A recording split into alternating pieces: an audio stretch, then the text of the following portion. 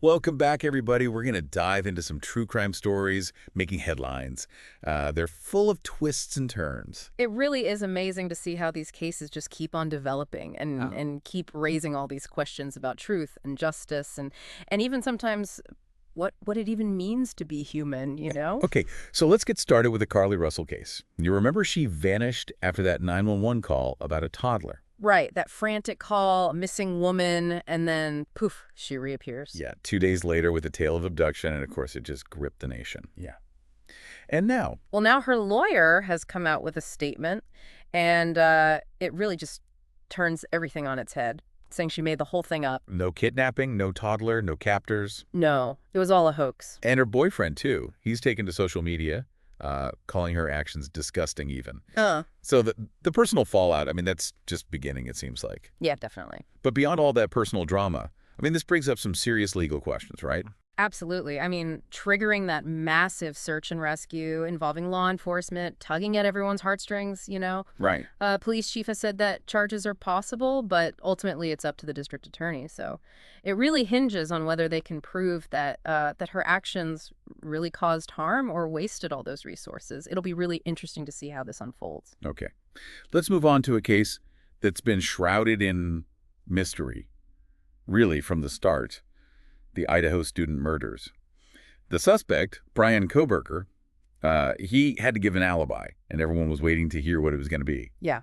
So his legal team filed the paperwork, but it's very, very vague. It is. So instead of giving that concrete alibi, they're suggesting they're going to be challenging the prosecution's case through cross-examination and expert testimony at the trial itself. So basically they're saying we're going to prove him innocent in court, not before, right? Exactly, yeah. And that's raising eyebrows in legal circles because some experts think that this could mean Koberger has a very strong defense that he's holding back for trial. Others think it's a delaying tactic. At this point, it really is anyone's guess. It just adds another layer to an already really complex case. Hmm. So let's move on to another suspected serial killer, Rex Hoyerman, the architect linked to the Long Island serial killer case. Yeah. So the investigation into Horman is moving forward. Police have finally finished their search of his home, which they say was absolutely cluttered. Oh, wow. And they're now analyzing the evidence. Tons of it. Mhm. And one detail that really stuck out was they discovered 279 weapons in his possession. Yeah, I know. Wild. So we don't know what kind of weapons yet, but... It's unsettling, that's for sure. Right. And that number really does raise a lot of questions. Like, did any of the murders happen in his home? Could there be more victims? And these are all things investigators are working to figure out. Really chilling to think about. Mm. And speaking of chilling, let's talk about the Taylor show business trial. This is the woman accused of murdering and dismembering her boyfriend. Right. And this trial, it's been chaotic. Yeah. Shaw Business's behavior in the courtroom has been disturbing, to say the least. Laughing, smirking inappropriately. It's really unsettling, the whole thing. And then the graphic evidence, including the audio from her police interview where she describes it all so casually, it's just hard to even fathom. Yeah, I know what you mean. The evidence against her does seem overwhelming. But her lawyers are going with an insanity defense now, so whether or not that's going to work, we'll see. So let's switch gears completely and talk about UFOs. Okay. So a former intelligence officer, he testified under oath at a congressional hearing. He said that the U.S. government might have recovered alien bodies Wow. and non-human biologics is what he called it. That is a bold claim. So he says he spoke with people still involved in this government program and that they confirmed this information. So it's created a bit of a firestorm, you know, with people. Oh, for sure. I mean, this kind of testimony always brings a wide range of reactions. Some take it as proof of alien life, while others are much more skeptical and want more evidence. All these cases really have been a roller coaster of emotion so far. Just shock and disbelief and intrigue and even a little fear. It is really interesting to see how all these stories, you know, show that darkness and complexity that exist beneath the surface of what we see every day. Yeah. I mean, it is a reminder that truth can be stranger than fiction, and reality can be much more unsettling than we imagine. Okay. Let's go to a case that recently took a remarkable turn.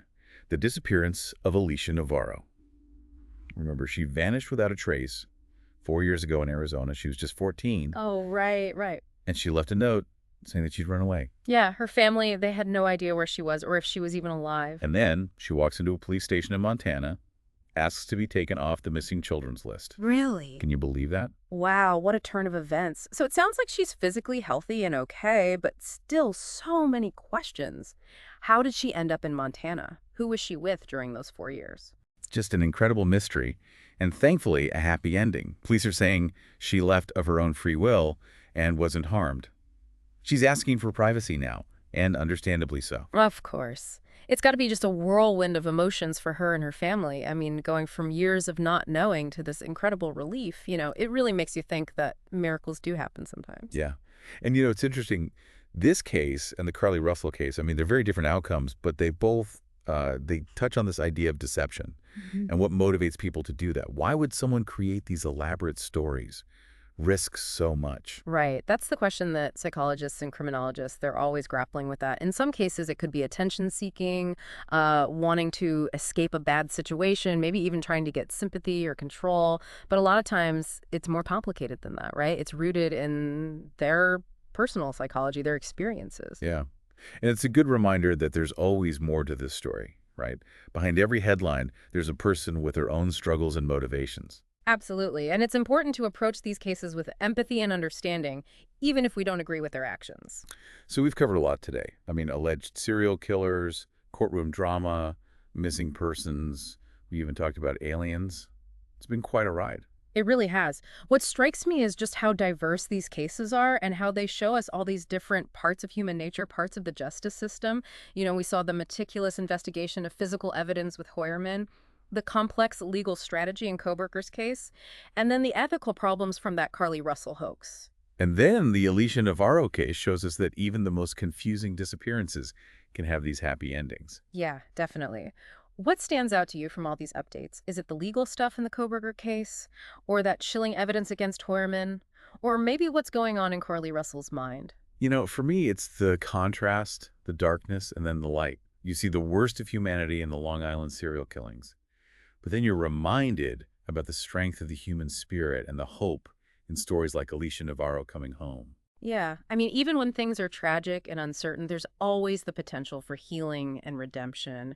And even in the most disturbing cases, there's always something new to learn and to understand. That's what makes true crime so interesting, right? It's like a look into all of human experience, from the bad stuff to the inspiring stuff. Yeah, it is. And a constant reminder that, the truth is usually way more complicated than we think at first. Yeah, for sure. That's why it's so important to stay informed, question everything, Mm, Look at these stories with a critical eye. Don't just believe the headlines. Look deeper. Think about different views.